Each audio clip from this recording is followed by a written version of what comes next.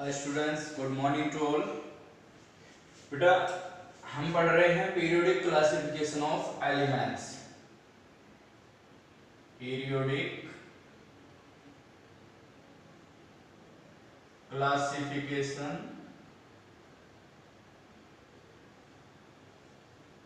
Of elements.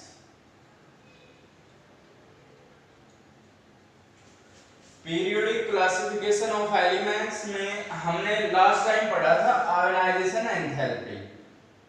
आप लोगों को समझ भी आया होगा कि अगर हमारे पास कोई एटम है और उसमें से हमें इलेक्ट्रॉन रिमूव करना है तो हमें उसमें एनर्जी देनी पड़ेगी, because there exist a force of attraction between this positive charge and this negative charge electron. इनके अट्रैक्शन को तोड़ने के लिए हमें एनर्जी देनी पड़ेगी। हमने सक्सेसिव आयोनाइजेशन एंथैल्पी पढ़ी थी कि अगर हम पहला इलेक्ट्रॉन निकाल रहे हैं तो उसको हम कहेंगे first ionization enthalpy. First remove करने के बाद जब हम सेकंड निकालते हैं तो उसको कहेंगे सेकंड आयोनाइजेशन एंथैल्पी। तो हमने एक एग्जांपल दिया था कि बोरोन, कार्बन, नाइट्रोजन इस तरीके से है। तो जैसे एक बच्चे का कॉल आया था कि इसको एक बार फिर से एक्सप्लेन करना, तो मैं दोबारा बता रहा हूं ये कि हमारे पास है boron and it contains 5 electrons, 1s2 2s2 2p1, and carbon have 6 electrons, 1s2 2s2 and 2p2. Now we have to remove the electron. तो फर्स्ट आयोनाइजेशन एंथैल्पी तो हमने कहा था लेफ्ट टू राइट जाएंगे। अगर एक पीरियड में मूव करेंगे लेफ्ट टू राइट तो आयोनाइजेशन एंथैल्पी इंक्रीज होती है। तो वो तो हम कहते हैं कार्बन की ज्यादा है, लेफ्ट टू राइट जा रहे हैं, तो carbon have higher ionization enthalpy than boron. ये फर्स्ट की बात कर रहे हैं, लेकिन सेकंड देखेंगे तो सेकंड कब देखेंगे? जब हम फर्स्ट को रिमूव कर देंगे। अब एक इलेक्ट्रॉन रिमूव करने के बाद ही तो सेकंड देखेंगे। अब सेकंड का मतलब है एक तो रिमूव कर चुके, अब इनमें से निकालना है, लास्ट में से निकालेंगे। लास्ट में हमारे पास बचता है 2s2। अब s में 2 इलेक्ट्रॉन है, मतलब s क्या है यहाँ पर? फुल्ली फिल्ड है। Now it is difficult to remove the electron, but in this case after removing the one electron we have 2p1। Second ionization enthalpy के लिए हमें इलेक्ट्रॉन निकालना पड़ेगा 2p1 में से, क्योंकि फर्स्ट में तो हमने एक इलेक्ट्रॉन रिमूव कर दिया है। सेकंड के केस में जाएंगे 2p1। अब यहां से इलेक्ट्रॉन रिमूव करेंगे 2p1 में से, तो 2p1 ना तो हाफ फील्ड है ना फुल्ली फील्ड है, तो उसके कंपैरिजन में इसमें एनर्जी कम लगेगी इलेक्ट्रॉन को रिमूव करने के लिए। तो हम ये कह रहे थे कि सेकंड आयोनाइजेशन एंथैल्पी जो होगी in case of second ionization enthalpy we will say boron have greater than carbon। First तो कार्बन की ज्यादा होगी, लेकिन सेकंड किसकी ज्यादा होगी? बोरोन की ज्यादा होगी। ये चीज मैं आपको समझाना चाहता था। तो ये हमारे पास क्या था बेटा? ये हमारे पास था ionisation enthalpy. Now we will discuss about next topic, next term, that is electron gain enthalpy। Electron gain enthalpy, ये है बेटा, जैसा कि नाम से ही पता चल रहा है। उस केस में तो हमने बताया था कि अगर हमारे पास कोई एटम है और उसमें से हम इलेक्ट्रॉन रिमूव करेंगे तो हमें एनर्जी देनी पड़ेगी, क्योंकि इनमें अट्रैक्शन है, उसको तोड़ना पड़ेगा। लेकिन अब अगर हम उल्टा करें कि इलेक्ट्रॉन ऐड करें, तो इसमें रिमूव करने की बजाय हम क्या करें? इसमें इलेक्ट्रॉन ऐड करें। अब मान लो हमारे पास ये कोई एटम है और इसमें हम इलेक्ट्रॉन ऐड करने जा रहे हैं, ये इलेक्ट्रॉन है। ये जब हम देंगे तो इस इलेक्ट्रॉन और इस न्यूक्लियस में अट्रैक्शन बन जाएगा, और जब भी दो बॉडी आपस में, दो चार्ज पार्टिकल एक दूसरे को अट्रैक्ट करते हैं तो एनर्जी क्या होती है बेटा? रिलीज होती है। तो इस केस में हम कहेंगे जब हम इसमें इलेक्ट्रॉन डालेंगे तो क्या होगी? इसमें से एनर्जी निकलेगी। पहले केस का उल्टा है, उसमें तो इलेक्ट्रॉन निकाल रहे थे तो एनर्जी देनी पड़ रही थी, इसमें इलेक्ट्रॉन दे रहे हैं तो एनर्जी निकल रही है। तो इलेक्ट्रॉन गेन एंथैल्पी को हम कैसे डिफाइन कर सकते हैं? We will say amount of energy released amount of energy released when an extra electron is added to the valence shell of an atom। बेटा इस चीज को भी आप देखना कि इलेक्ट्रॉन निकाल रहे थे तो भी हम वैलेंस शेल से निकाल रहे थे, ऐड करेंगे तो भी वैलेंस शेल जो लास्ट शेल होगी उसमें ही ऐड करेंगे।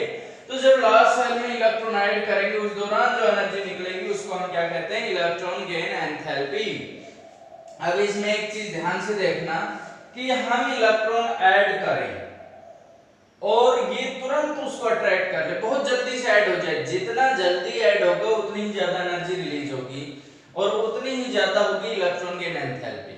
मतलब जितना जल्दी इलेक्ट्रॉन अट्रैक्ट होगा इसमें ऐड हो जाएगा उतनी ही ज्यादा एनर्जी निकलेगी, मींस इलेक्ट्रॉन गेन एंथैल्पी ज्यादा होगी।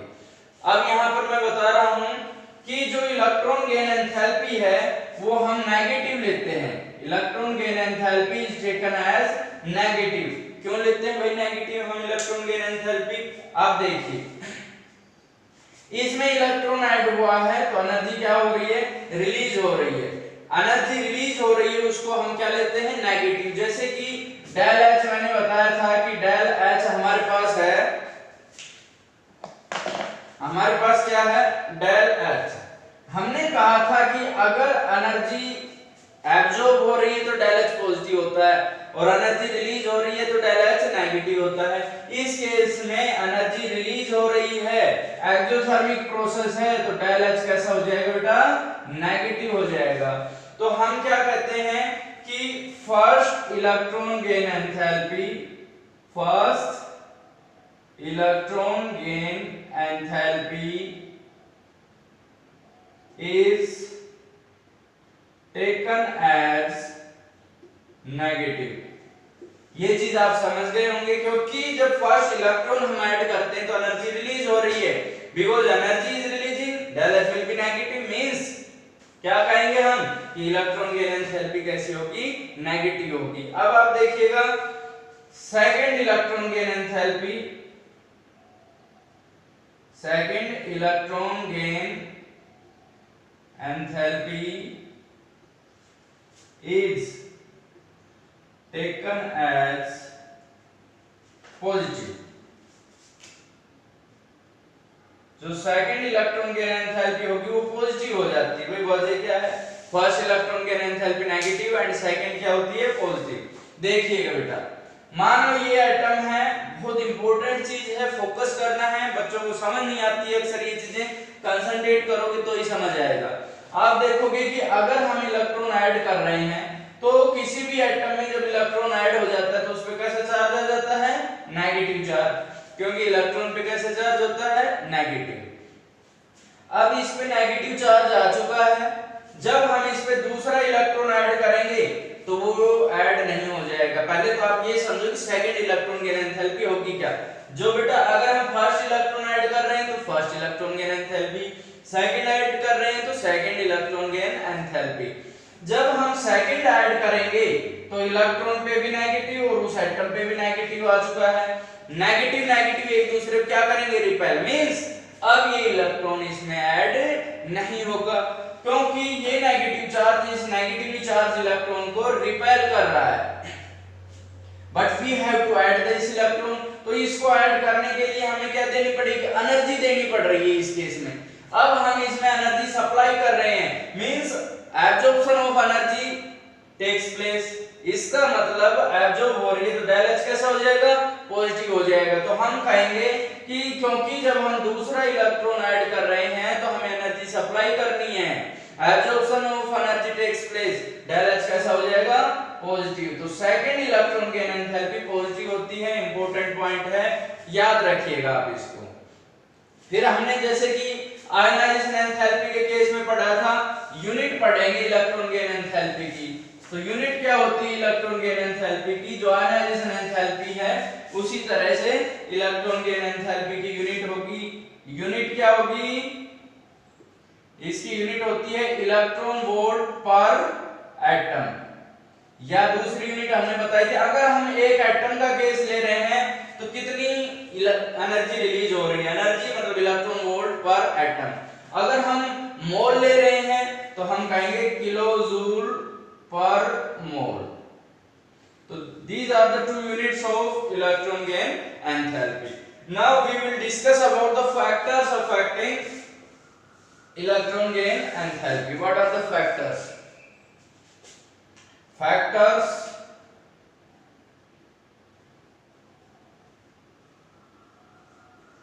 कौन कौन से फैक्टर होते हैं बेटा, देखिएगा। पहला सेम है एटॉमिक साइज।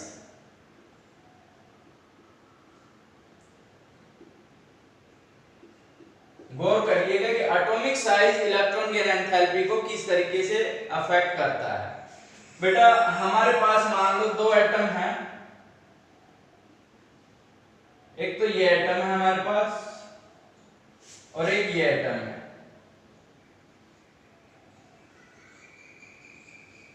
ध्यान से समझना, इसका साइज बड़ा है, इसका साइज छोटा है। एक इलेक्ट्रॉन हम इसको दे रहे हैं और एक इलेक्ट्रॉन हम इसको दे रहे हैं। ये इलेक्ट्रॉन यहां ऐड कर रहे हैं, ये यहां ऐड कर रहे हैं। दोनों ही केस में एनर्जी रिलीज होगी क्योंकि दोनों ही केस में इलेक्ट्रॉन ऐड हो रहे हैं। समझने वाली चीज ये है कि इलेक्ट्रॉन जल्दी ऐड किस में होगा। तो हमने बताया था जिसका साइज छोटा होगा वो न्यूक्लियस नजदीक है, अट्रैक्शन ज्यादा होगी, जल्दी अट्रैक्ट करेगा। और जितना जल्दी अट्रैक्ट करेगा इलेक्ट्रॉन उतना जल्दी ऐड हो जाएगा, और जितना जल्दी ऐड होगा एनर्जी उतनी ही ज्यादा क्या होगी, रिलीज होगी। ये बड़ा है, न्यूक्लियस से दूर है, बीच में सेल्स हैं, तो इतना जल्दी अट्रैक्ट इसको नहीं कर पाएगा। इतना जल्दी अट्रैक्ट नहीं करेगा तो एनर्जी कम रिलीज होगी, means value of electron gain enthalpy will be less. ध्यान रखना बेटा इस चीज का, ये बात बहुत इंपॉर्टेंट पॉइंट है। तो हम ये कह सकते हैं कि electron gain enthalpy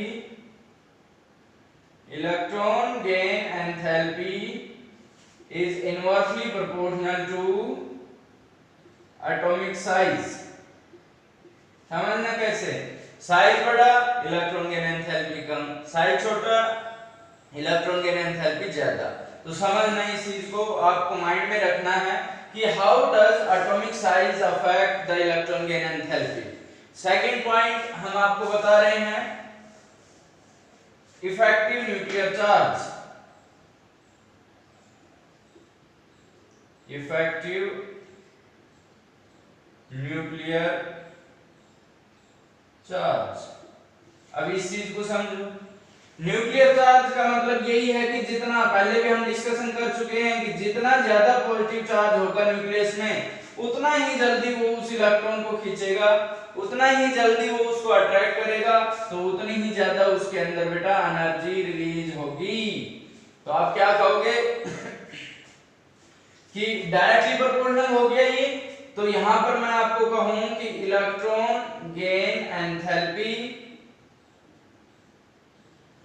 is directly proportional to nuclear charge कह दो या इफेक्टिव न्यूक्लियर चार्ज, कि जितना ज्यादा न्यूक्लियर चार्ज होगा उतनी ही स्ट्रॉन्ग क्या रहेगी बेटा, अट्रैक्शन रहेगी, उतना ही जल्दी इलेक्ट्रॉन खींचेगा, तो एनर्जी भी उतनी ज्यादा क्या होगी, रिलीज होगी। That is the second factor. Third factor मैं आपको बता रहा हूं इलेक्ट्रॉनिक कॉन्फ़िगरेशन। इलेक्ट्रॉनिक कॉन्फ़िगरेशन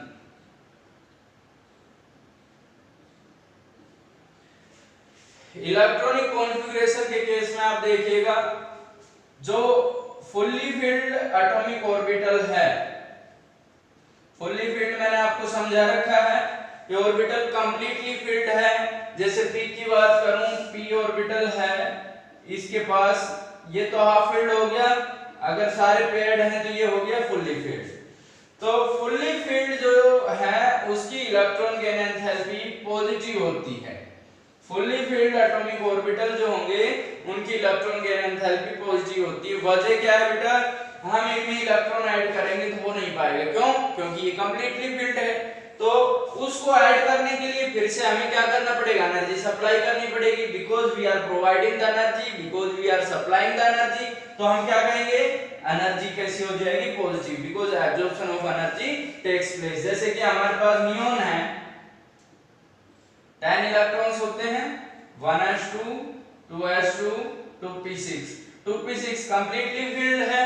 तो अब ये इलेक्ट्रॉन गेन नहीं करेगा, अगर हमें इलेक्ट्रॉन ऐड करना है तो हमें एनर्जी सप्लाई करनी पड़ेगी, और एनर्जी सप्लाई करेंगे तो उसके लिए हमें क्या करना पड़ेगा, हम उसको पॉजिटिव लेंगे, इलेक्ट्रॉन गेन एंथैल्पी पॉजिटिव हो जाएगी। तो these are the main 3 factors which affect the electron gain enthalpy. अब बेटा आगे चलते हैं हम, वेरिएशन, जैसे कि हमने वेरिएशन पढ़ा था, आयोनाइजेशन एंथैल्पी में पढ़ा था, एटॉमिक साइज में भी पढ़ा था, इसी तरीके से वेरिएशन हम पढ़ेंगे इलेक्ट्रॉन गेन एंथैल्पी में भी। तो मैं कहूंगा इन a period, in a period, अगर मैं पीरियड की बात करूं मतलब left to right, left to right जाएंगे तो हमने एटॉमिक साइज का केस पढ़ा था बेटा, कि हम लेफ्ट टू राइट जाएंगे तो एटॉमिक साइज डिक्रीज होता था, और हमने बताया था electron gain enthalpy is inversely proportional to atomic size. जैसे मैं बात करूं boron carbon, left to right हम जा रहे हैं, तो लेफ्ट टू राइट पीरियड में जब हम जाएंगे तो एटॉमिक साइज डिक्रीज हो रहा है, एटॉमिक साइज डिक्रीज हो रहा है तो इलेक्ट्रॉन गेन एंथैल्पी क्या होगी, increase. When we move left to right, electron gain enthalpy increases।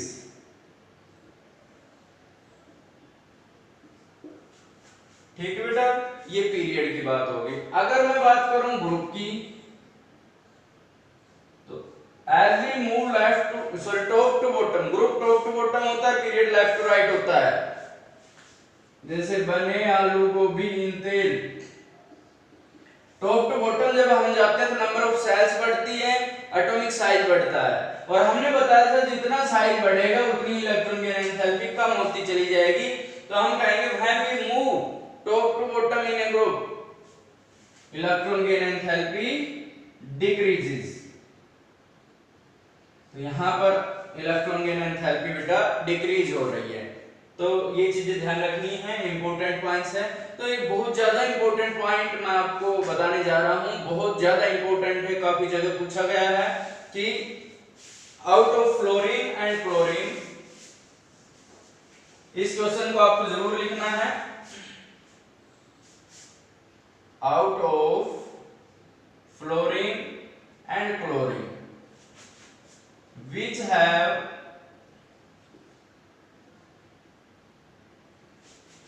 greater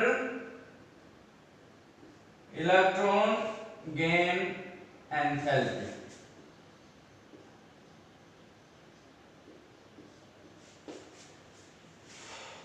बेटा फ्लोरीन, क्लोरीन, ब्रोमीन इस तरीके से है top to bottom.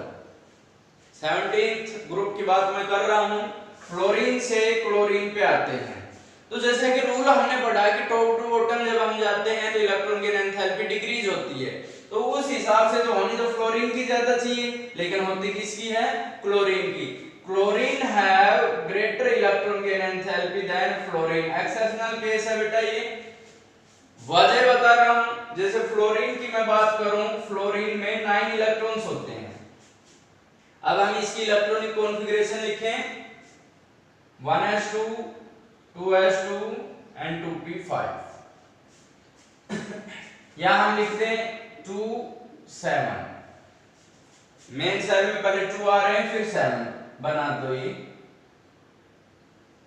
2 electrons and then 7, 1 2 3 4 5 6 7, ये हो गया।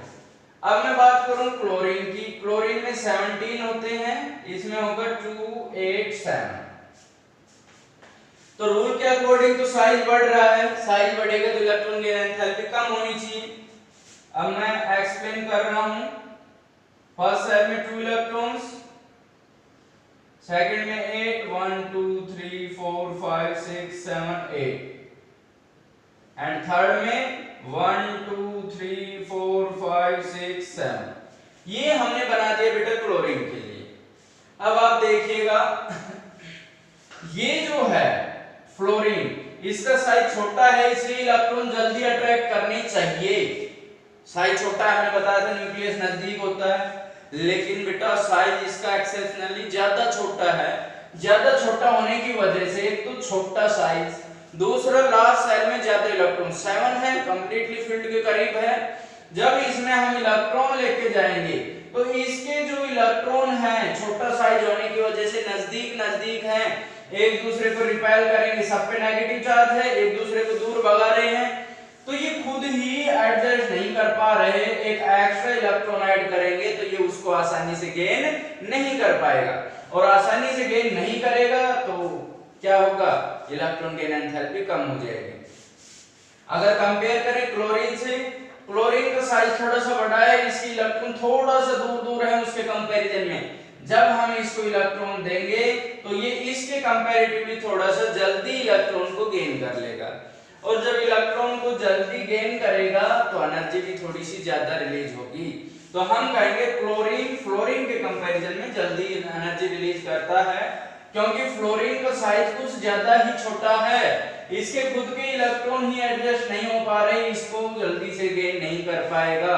छोटा घर, ज्यादा फैमिली मेंबर, ऊपर से मेहमान आ गए, अतिथि तुम कब जाओगे वाली कहानी हो जाएगी इस केस में। तो आपको वो पॉइंट याद रखना है कि ये इंपॉर्टेंट पॉइंट है, इंपॉर्टेंट करके याद रखोगे इसको कि, और कई बच्चे इसको आयोनाइजेशन एंथैल्पी में भी ऐसे लिख देते हैं कि शायद एक्सेप्शनल केस हो, नहीं, आयोनाइजेशन एंथैल्पी तो फ्लोरीन की ज्यादा होगी, इलेक्ट्रॉन गेन एंथैल्पी क्लोरीन की ज्यादा होती है फ्लोरीन के केस में। इसको नोट करोगे और आप अच्छे से इस चीज को याद रखोगे कि इलेक्ट्रॉन गेन एंथैल्पी फ्लोरीन और क्लोरीन में से किसकी ज्यादा होती है।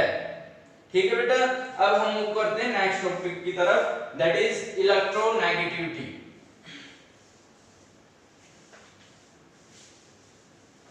और इन टॉपिक्स के ऊपर नेक्स्ट टाइम हम क्वेश्चंस काफी सॉल्व करेंगे। ठीक है, तो अब मैं बात करता हूं electronegativity.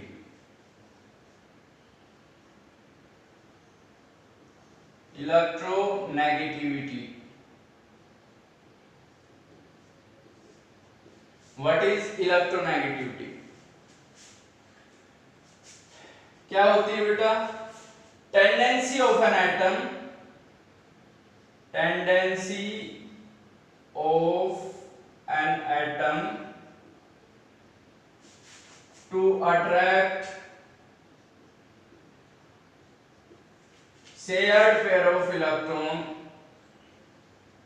shared pair of electron towards itself,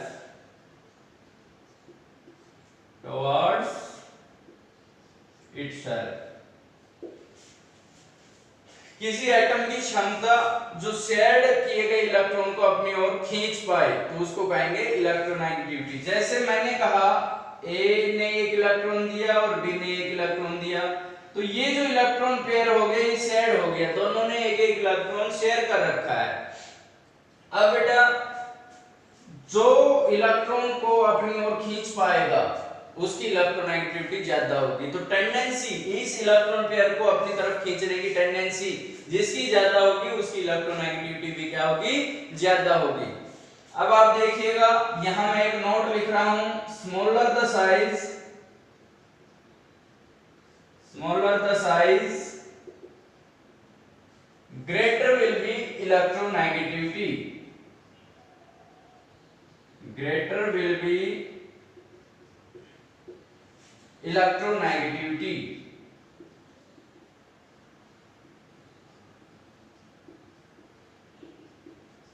atom का जितना छोटा साइज होगा उतनी उसकी टेंडेंसी ज्यादा होगी इलेक्ट्रॉन को अपनी ओर खींचने की। आप देखिए कि छोटा साइज होगा तो हमने अभी बताया था इलेक्ट्रॉन को जल्दी खींच पाता है। तो यहां पर आप एक पॉइंट जरूर लिखिएगा कि fluorine is most electronegative atom, most electronegative element in periodic table, in periodic table. बेटा पूरी पीरियोडिक टेबल में जो फ्लोरीन है उसकी इलेक्ट्रोनेगेटिविटी सबसे ज्यादा होती है। अब अगर मैं इसकी वेरिएशन बताऊं पीरियड और ग्रुप में, तो वो भी पढ़ लेते हैं कि वेरिएशन ऑफ इलेक्ट्रोनेगेटिविटी। आप वेरिएशन देखिएगा इन ए पीरियड। बताओ पीरियड में बेटा लेफ्ट टू राइट हम जाते हैं, साइज डिक्रीज होता है, जितना छोटा साइज उतनी ही ज्यादा इलेक्ट्रोनेगेटिविटी हमने बताई थी। तो लेफ्ट टू राइट जब हम जाएंगे पीरियड में तो साइज छोटा हो रहा है तो इलेक्ट्रोनेगेटिविटी क्या हो रही है, इंक्रीज। तो आप क्या कहोगे, इन ए पीरियड इलेक्ट्रोनेगेटिविटी इंक्रीजेस, क्योंकि साइज क्या हो रहा है, डिक्रीज हो रहा है। अगर मैं ग्रुप की बात करूं इन ए ग्रुप, तो क्योंकि साइज बढ़ रहा है तो इलेक्ट्रोनेगेटिविटी क्या हो रही है, डिक्रीज हो रही है। तो इसमें साइज का बहुत बड़ा रोल है। इसमें कुछ कॉम्पिटिटिव क्वेश्चंस हैं, ionization enthalpy, electron gain enthalpy और इसके कुछ और पॉइंट्स हैं, नेक्स्ट वीडियो में हम आपसे डिस्कस करेंगे।